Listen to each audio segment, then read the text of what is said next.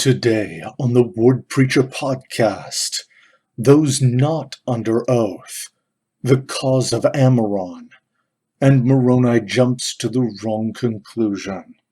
I'm Brett Jensen, and this is the Word Preacher podcast.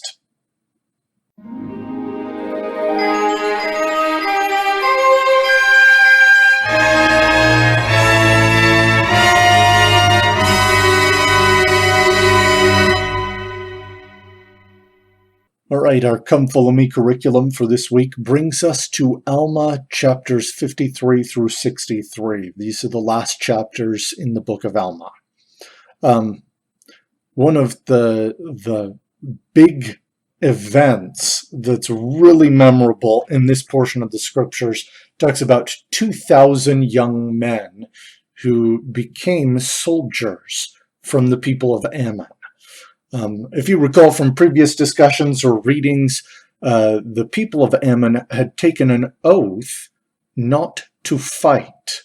They had buried their weapons of war, worried that their tendencies to commit violence would cause them to fall into a path of sin, and they would rather die than risk losing what they had gained spiritually.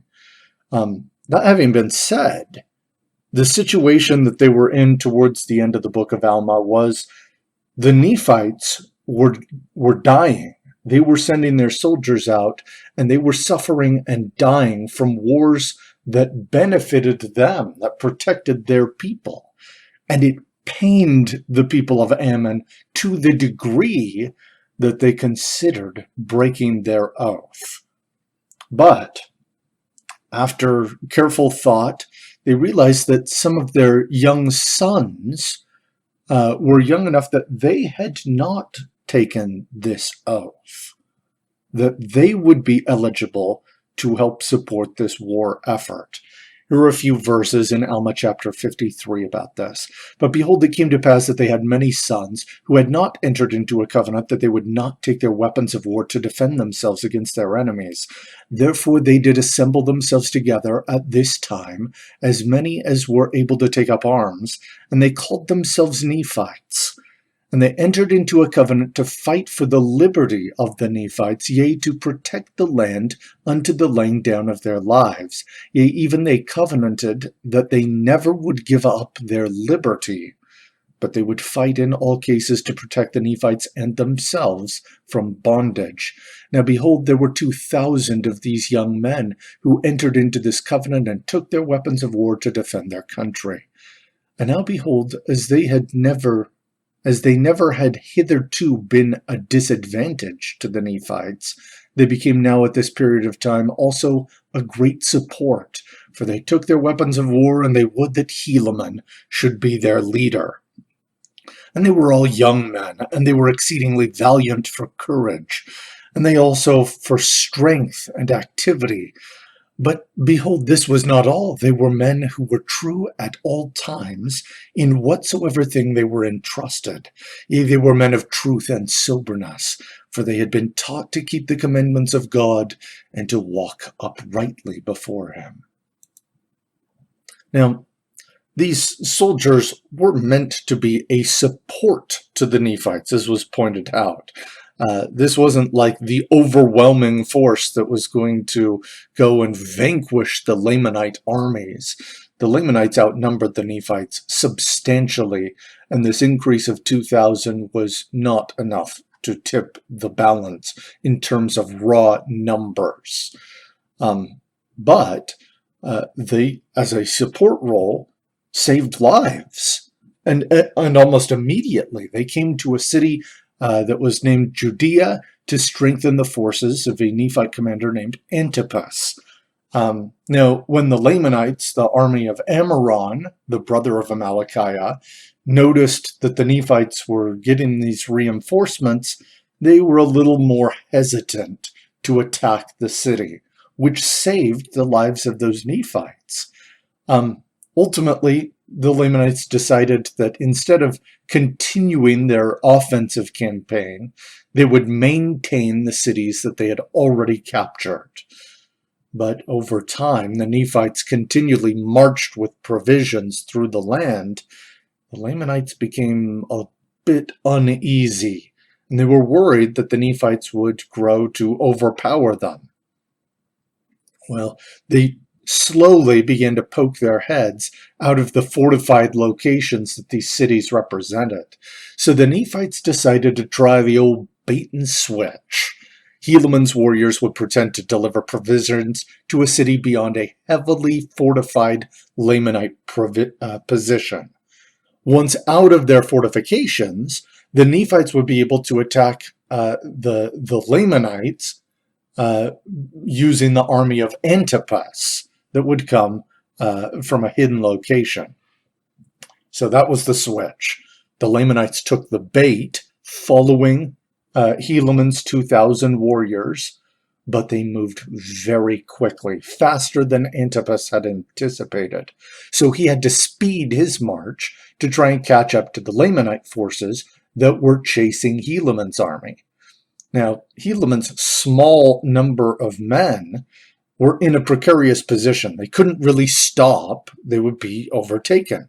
And if they turned left or right, then it would decrease the distance between them and the army chasing them. They just went straight, and they couldn't stop or turn.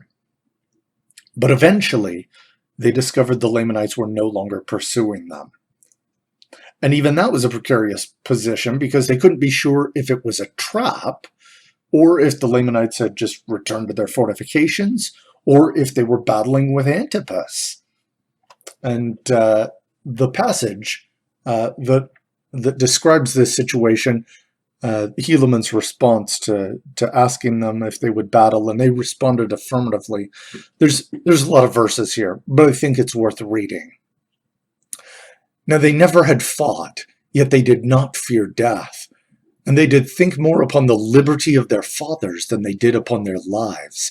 Yea, they had been taught by their mothers that if they did not doubt, God would deliver them. And they rehearsed unto me the words of their mothers, saying, We do not doubt, our mothers knew it. And it came to pass that I did return with my 2,000 against these Lamanites who had pursued us. And now behold, the armies of Antipas had overtaken them, and a terrible battle had commenced. The army of Antipas, being weary because of their long march in so short a space of time, were about to fall into the hands of the Lamanites. And had I not returned with my 2,000, they would have obtained their purpose. For Antipas had fallen by the sword, and many of his leaders because of their weariness, which was occasioned by the speed of their march. Therefore the men of Antipas, being confused because of the fall of their leaders, began to give way before the Lamanites. And it came to pass that the Lamanites took courage and began to pursue them. And thus were the Lamanites pursuing them with great vigor, when Helaman came upon their rear with his 2,000, and began to slay them exceedingly, insomuch that the whole army of the Lamanites halted and turned upon Helaman. Now when the people of Antipas saw that the Lamanites had turned them about, they gathered together their men and came upon the rear of the Lamanites. And now it came to pass that we, the people of Nephi, the people of Antipas, and I with my 2,000, did surround the Lamanites, and did slay them. Yea, insomuch that they were compelled to deliver up their weapons of war, and also themselves as prisoners of war. And now it came to pass that when they had surrendered themselves up unto us, behold, I numbered those young men who had fought with me, fearing lest there were many of them slain. But behold, to my great joy, there had not one soul of them fallen to the earth. Yea, they had fought as if with the strength of God. Ye never were men known to have fought with such miraculous strength, and with such mighty power did they fall upon the Lamanites that they did frighten them. And for this cause did the Lamanites deliver themselves up as prisoners of war. This was a very memorable situation. It was miraculous. The faith of these young men helped produce a miracle, a victory without the loss of a single one of Helaman's young army. Miracles are possible with faith. All right, let's change gears and look a little more at the cause of Ammoron. Amalickiah had been slain by Teancum in our last reading. His brother Ammoron had become king of the Lamanites. And he had a little bit of correspondence about prisoner exchange with Moroni. And he disclosed what his cause was. Let's read a couple of verses. This is Alma chapter 54, verses 16 through 18. I am Ammoron, the king of the Lamanites. I am the brother of Amalickiah, whom ye have murdered. Behold, I will avenge his blood upon you. Yea, and I will come upon you with my armies, for I fear not your threatenings. For behold, your fathers did wrong their brethren, insomuch that they did rob them of their right to the government when it rightly belonged to them. And now behold, if ye will lay down your arms and subject yourselves to be governed by those to whom the government doth rightly belong, then will I cause that my people shall lay down their weapons and shall be no more at war. Yeah, that's kind of an interesting cause. We wouldn't fight you, except you don't seem to want to do each and every little thing that pops into our heads. So we're re-educating you. Fascinating position from Ammoron. Though Ammoron probably did not believe that he was being manipulated, he absolutely was being manipulated. Think about the number of times in the scriptures that Satan demanded himself be worshipped, that people bow down and give him his rightful place of government, that they yield to him. From Moses in the Pearl of Great Price to Jesus Christ himself on the pinnacle of the temple, there are several examples of this. Now, if we expand this to include demands, not just demands to be the object of worship, but to encourage people to bow down to someone or something other than God, no matter what, the number increases dramatically. From golden calves to Baal to Dagon to Diana, or to living individuals, from Pharaoh, and of course here in this example, to Ammoron. They're all interested in getting people to bow down to someone other than God. They're interested in compelling government. The cause of the Nephites, as written on the title of Liberty, was to bow to God only. It was in memory of their faith and their religion and their families. And the more intent they were to do this, the stronger the resistance to that intent that they experienced. This is the case today. The more that you intend to serve the Lord, inevitably, the more obstacles you will find that encourage you to bow down or even just prioritize other things before God. Whether this is living his commandments, having sincere prayer and worship, receiving ordinances, attending the temple, the result is the same. He and his agents are very eager to get you to bow down to anyone or anything other than God. The Nephites were right to endure the hardships that this incurred. This was not an easy thing to maintain their freedom and their peace, but they bowed to no one but God. This is an excellent example. The example set by Captain Moroni and by the Nephites, willing to pay the price to ensure that they kept their freedom and their faith. This does not mean that Moroni was without mistake. If we move into our next subject, where Moroni jumps to the wrong conclusion, we can kind of see an example of this, plainly stated in the Book of Mormon. The armies of Moroni, out on the borders of the lands around Zarahemla, began to suffer from a lack of supplies. Now, Moroni knew the movements of his forces and the positions of the Lamanites he was trying to defend against, where they were coming. And he also knew that Zarahemla was not under a threat of Lamanite invasion. And he knew that Zarahemla was also not sending provisions to support Nephite defenses. And in this situation, Moroni jumped to a conclusion. This is Alma chapter 60, verses 22 through 24. Will ye sit in idleness while ye are surrounded with thousands of those, yea, tens of thousands, who do also sit in idleness? While there are thousands round about in the borders of the lands who are falling by the sword, yea, wounded and bleeding? Do ye suppose that God will look upon you as guiltless, while ye sit still and behold these things? Behold, I say unto you, nay.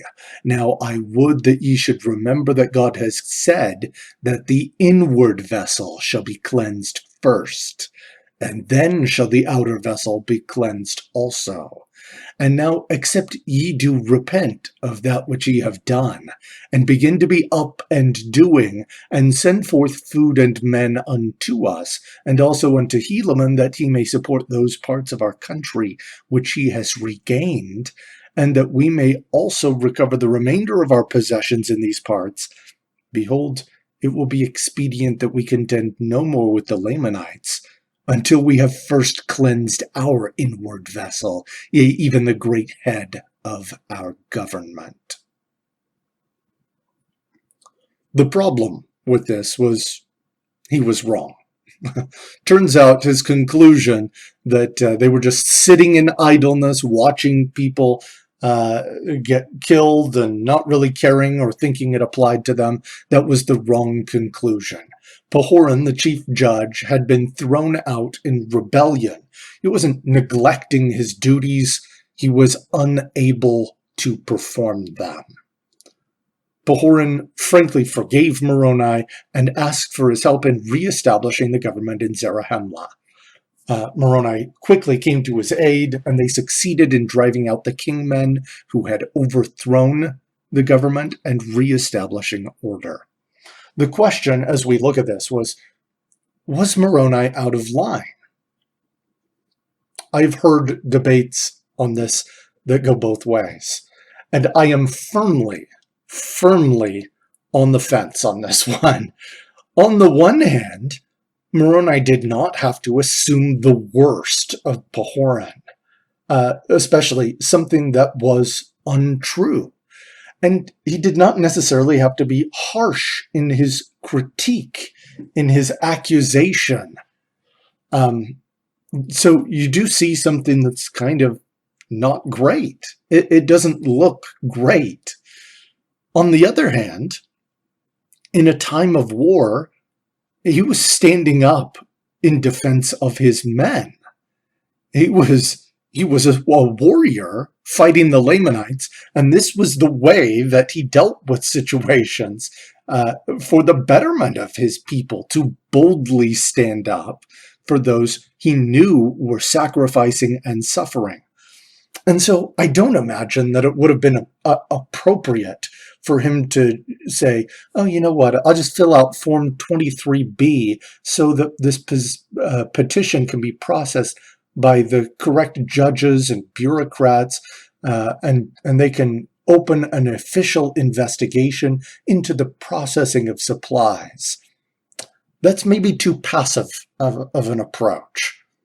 In a military emergency, his letter, however harsh, was actually an indication of restraint, in which he clearly explained what he believed was happening and the consequences if his guess was correct. He didn't march in and just start slaying the people of Zarahemla. He at least had a letter that kind of showed his frame of mind. And I think It's easy to say, oh, but he shouldn't have done that. I don't know. I don't know. Maybe not. Maybe the emergency of the situation kind of softens the severity of his aggression.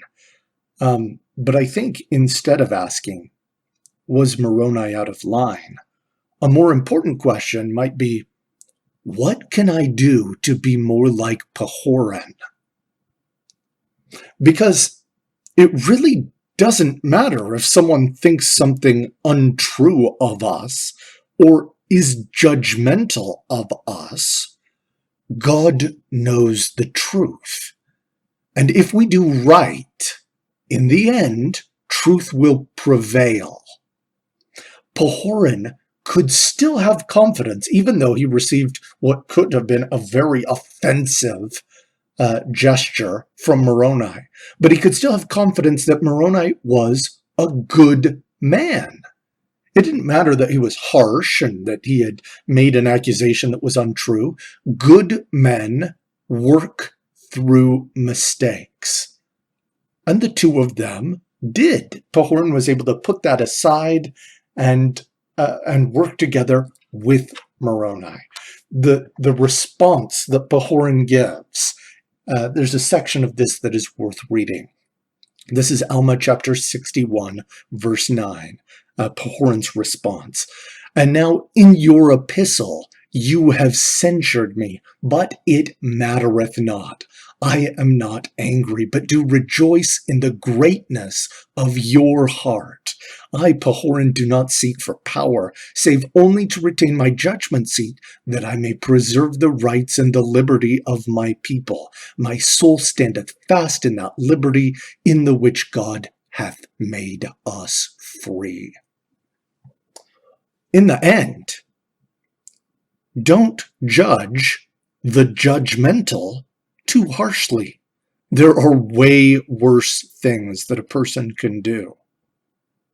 It is worth enduring difficulties to put God first. Our enemy is seeking to persuade us to put anything else first. And when we put God first, as the 2,000 warriors did, we will see miracles. We appreciate all the support for the Word Preacher podcast.